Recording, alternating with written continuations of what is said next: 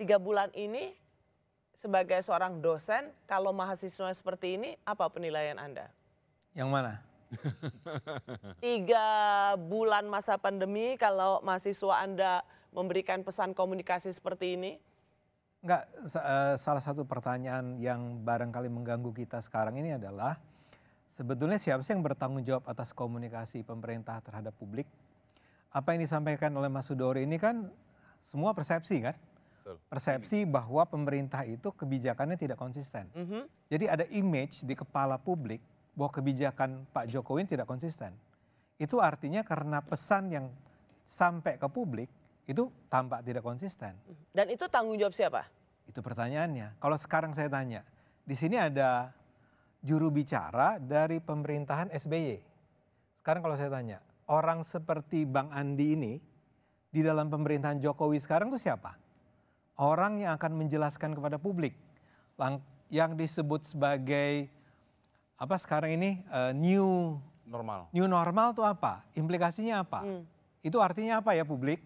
Ya, harusnya ngapain kita semua? Siapa yang melakukan itu? Itu pertanyaan terbesarnya. Karena jangan-jangan jawabannya adalah itu yang kosong dalam pemerintahan Jokowi sekarang. Orang yang menyampaikan itu kepada publik dengan cara yang membuat publik tuh merasa yang kayak diingatkan oleh kosong, Profesor Ibnu tadi itu. Sebetulnya yang mana sih? Kan harusnya ini kan kita bicara komunikasi. Betul yang Anda katakan. Ini it's all about image, it's all about message. Kalau nggak ada orang yang bisa menjelaskan, masa kita berharap Pak Jokowi yang ngejelasin? Tapi bukankah penanggung jawab itu ada di pundak komandan tertinggi? Yaitu Presiden Republik Indonesia. Di mana-mana juga ada komandan tertinggi, terus ada orang yang mengerjakan pekerjaan berkomunikasi pada publik. Itu di mana-mana ada. Ya makanya dulu ada namanya Bapak Andi Malarangeng kan, bukan Pak SBY yang ngomong kan. Belum pernah terjadi presiden meranggap sebagai jubir presiden. Kan? Belum pernah terjadi ya. Dan kan agak lucu ya. Juga.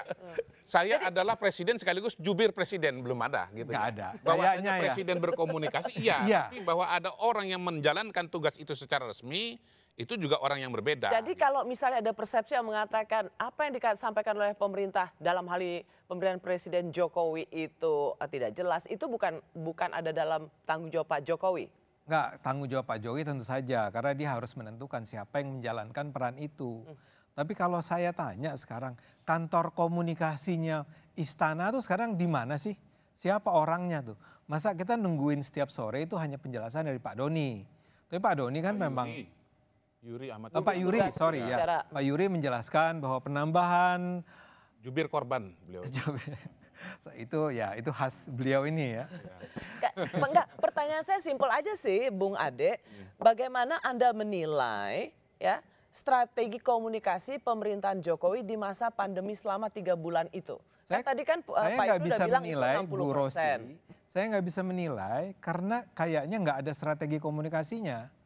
Dan itu yang akan saya katakan sebagai itulah kelemahan pemerintahan Jokowi saat ini. Barangkali Pak Jokowi udah kerja keras, semua anggota kabinet sudah kerja keras. Barangkali sebetulnya salah nih pendapat publik yang seperti diungkapkan oleh Indobarometer. Sebetulnya salah ini.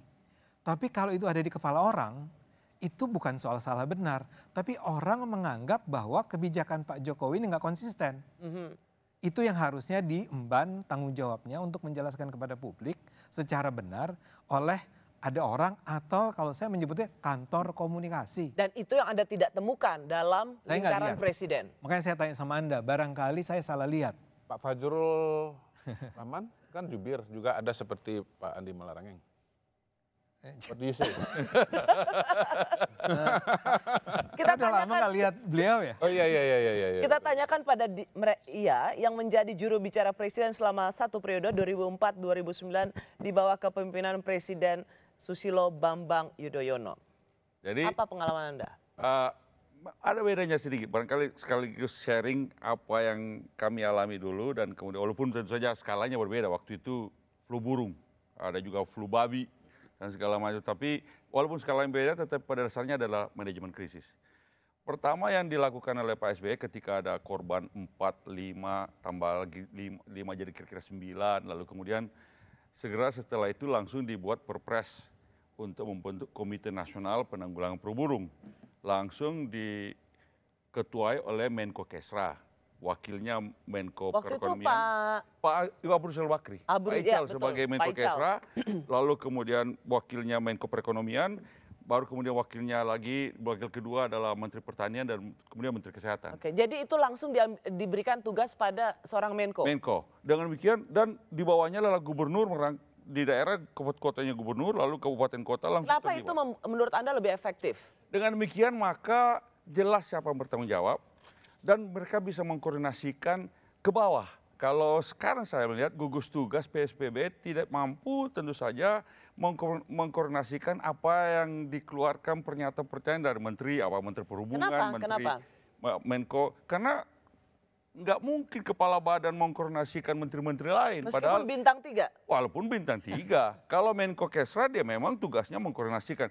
Sehingga waktu itu tugas jubir adalah selain menjelaskan apa yang disampaikan oleh Presiden, hasil rapat kabinet dan sebagainya, ya diam-diam saya ngikutin juga kalau misalnya ada menteri-menteri yang salah bicara, biasanya langsung saya telepon. Tetapi kalau di dalam pemerintahan Pak SBY biasanya di rapat kabinet itu silakan menteri-menteri berbeda Apa yang pendapat. Anda lihat terlepas dari Tapi keluarnya sudah satu. apa yang Anda lihat yang Anda sukir, aduh untung saya dulu juru bicara nggak juru bicara yang zaman ini. Apa yang Anda lihat bedanya yang membuat Anda beruntung lebih jadi jubir dulu? Oh, zaman sekarang memang sosial media Social media. sesuatu Oke. yang berbeda. Artinya kalau sekarang misalnya ada pejabat nyeletuk nggak sengaja atau malam-malam entah kenapa dia gatal tangannya bikin tweet-tweetnya kemudian keliru atau tiba-tiba dia ngomong ada yang kasih videoin jadi viral.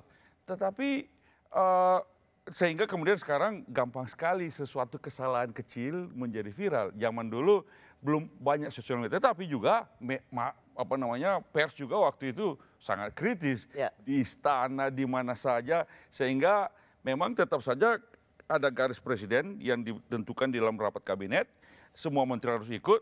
Ya tugas saya sebagai jubir dan kemudian biasanya setiap bulan saya kumpulkan semua humas-humas departemen.